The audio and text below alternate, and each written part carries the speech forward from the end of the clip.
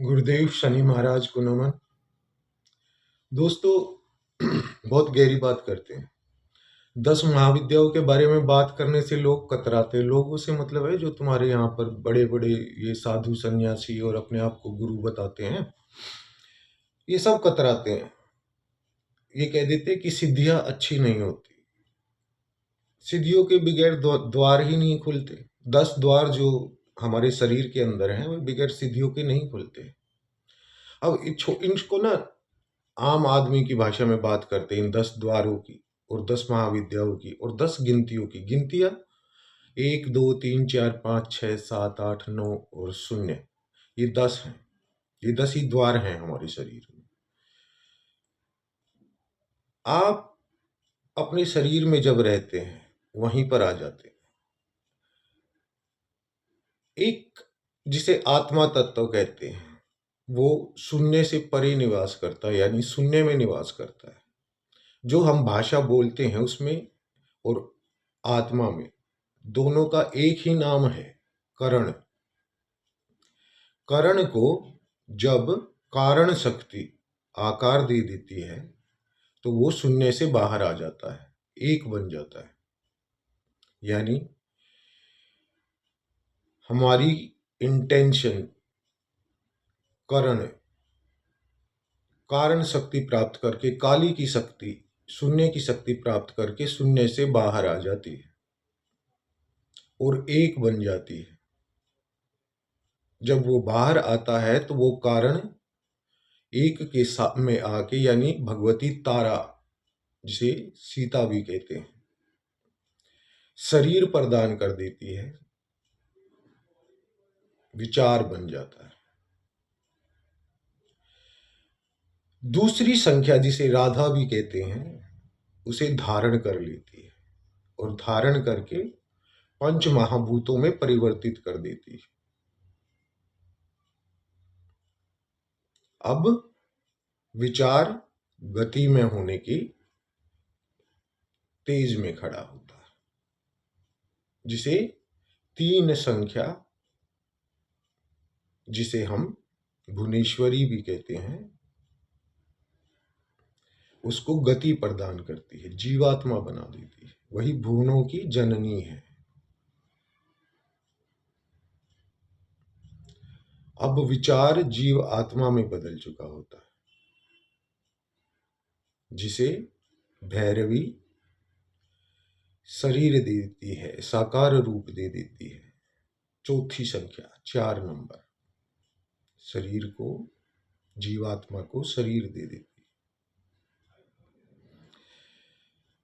फिर शरीर में 5वीं संख्या, जिसे छिन्न मस्ता कहते हैं, अहंकार दे देती है। अब अहंकार जब हृदय में पहुंचता है, छठी शक्ति पे पहुंचता है, तो धूमावती उसको प्राण दे देती है।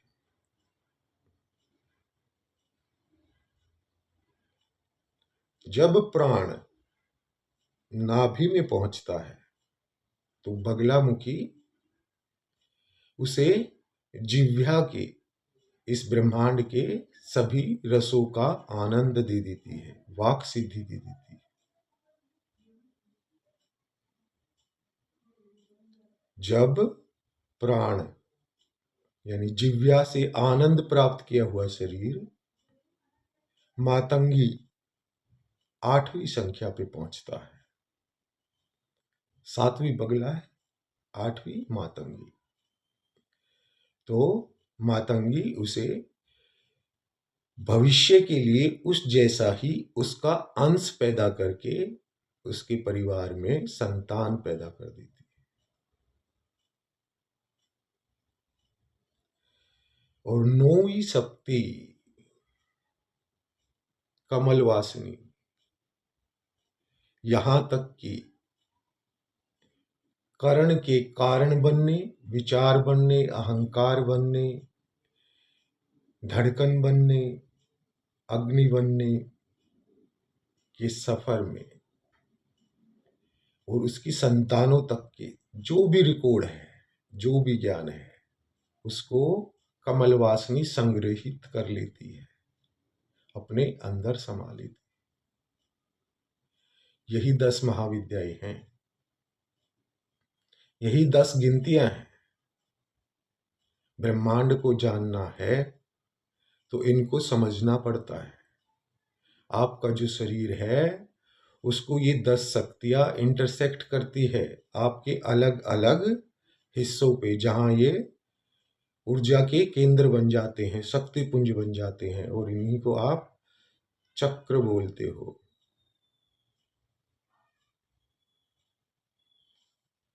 श्री राधे।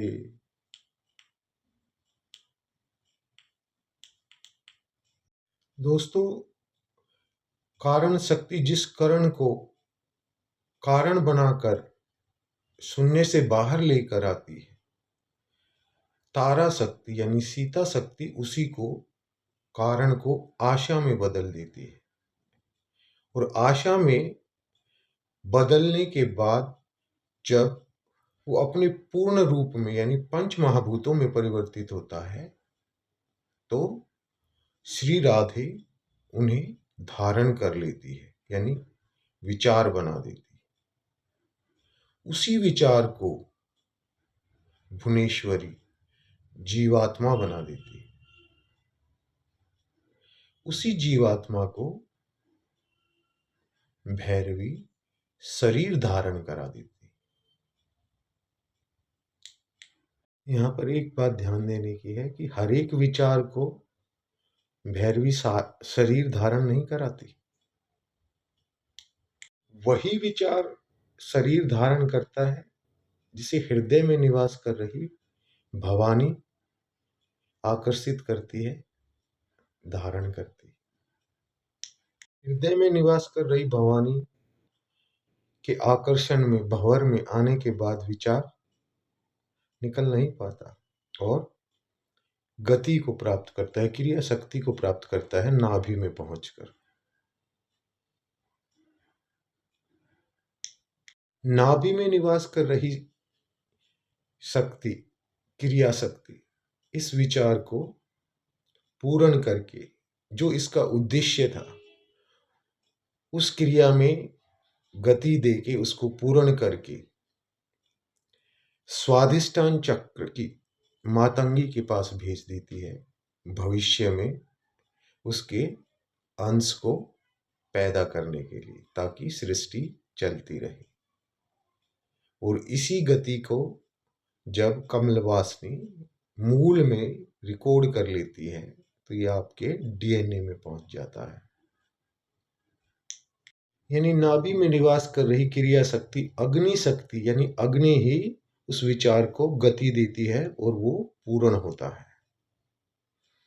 और उसी विचार की कॉपी को स्वादिष्ठान में वरुण, जल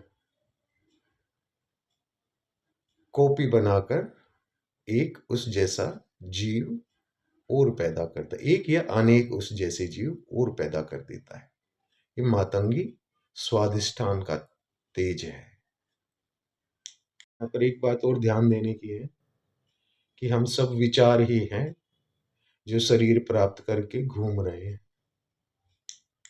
कमल वासिनी से लेके छिन्न मस्ता तक की जो शक्तियां हैं उनको हम शरीर में महसूस कर सकते हैं, लेकिन भैरवी से भुवनेश्वरी, राधा, सीता, तारा, काली जो शक्ति है वो वैदेही शक्ति है।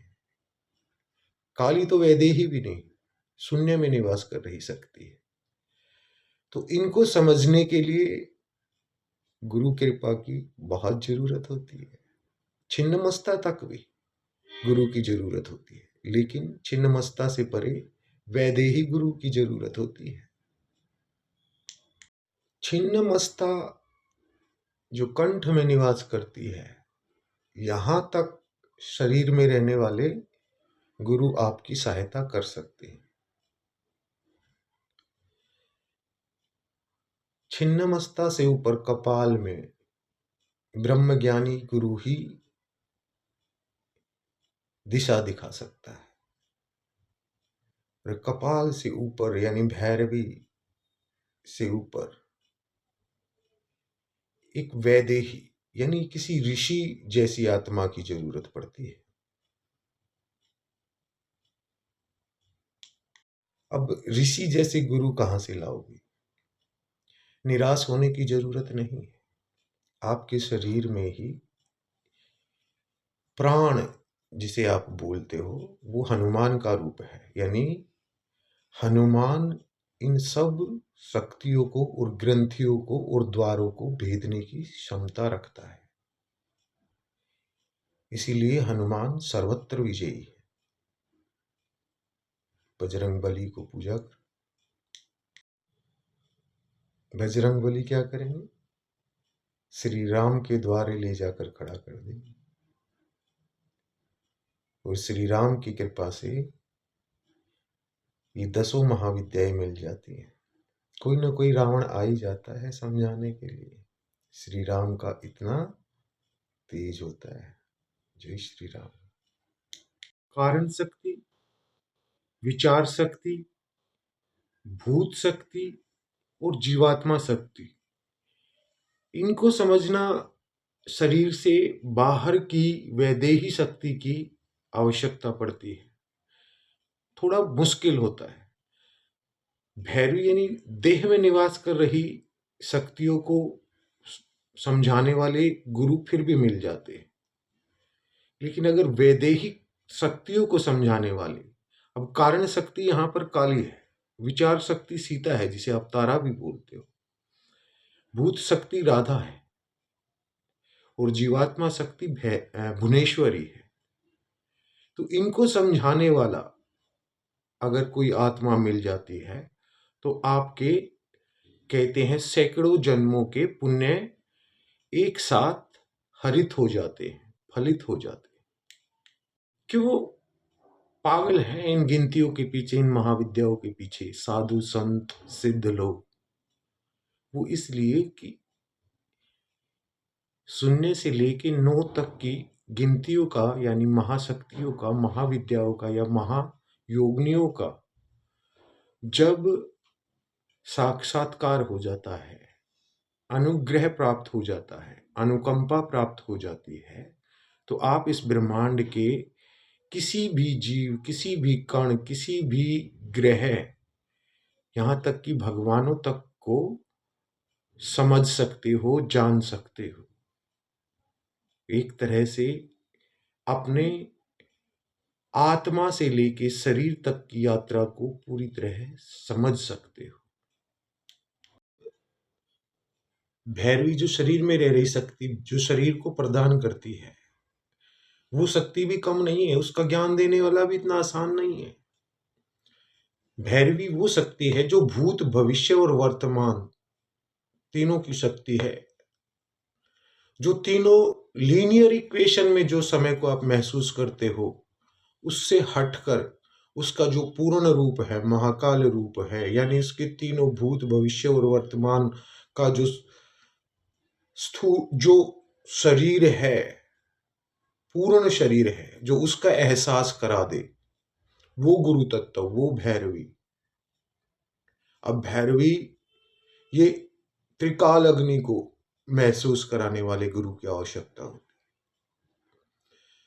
फिर छिन्नमस्ता आती है कंठ में। भैरवी छिन्नमस्ता कंठ में, जो आपके अहंकार का ऐसा गुरु या ऐसी शक्ति जो आपके अहंकार को खत्म कर सके, रावण को के शीश को काट सके, जीव को आकाश तत्व में पहुंचा सके। अहंकार उसे जोड़ के रखता है मूल में। वो शक्ति भी खोजना आसान नहीं है, मिलनी चाहिए, अच्छी बात है। उसके बाद जो भैरवी छिन्नमस्ता के बाद जो धूमावती है, जो प्राण शक्ति है, जो प्राण देती है, जो हृदय में निवास करती है, प्राण शक्ति का ज्ञान देने वाला, प्राण कैसे चलता है शरीर में, उस प्राण का क्या काम है, प्राण का सारे ज्ञान को कैसे संचित करके रखता है अपने अंदर, वो गुरु तत्व, वो शक्ति जो ऐसे पिला दे इस अमृत को। वहां पर धूमावती गुरु है, कोई गुरु जो उसके पूर्ण रूप को जीव में उतार दे, प्राण में उतार दे। उसके बाद नाभि में निवास कर रही भगवती जिव्या की शक्ति, दामोदर धारण करने वाली बगलामुखी। बगलामुखी वो शक्ति है जो आपके हवन कुंड में जल रही अग्नि और आपकी नाभि में जल रही वो गुरु तत्व जो आपकी हवन कुंड की अग्नि और आपकी नाभि में निवास कर रही अग्नि को मिला दे, वो बगलामुखी का सच्चा ज्ञान दे सकता है। ये गुरु फिर भी मिल जाते हैं कि जो आप अग्नि प्रज्वलित करते हो पूजा करने के लिए, उसको और आपकी जठार अग्नि में निवास कर रही अग्नि को मिला देते हैं। जय गुरुदेव।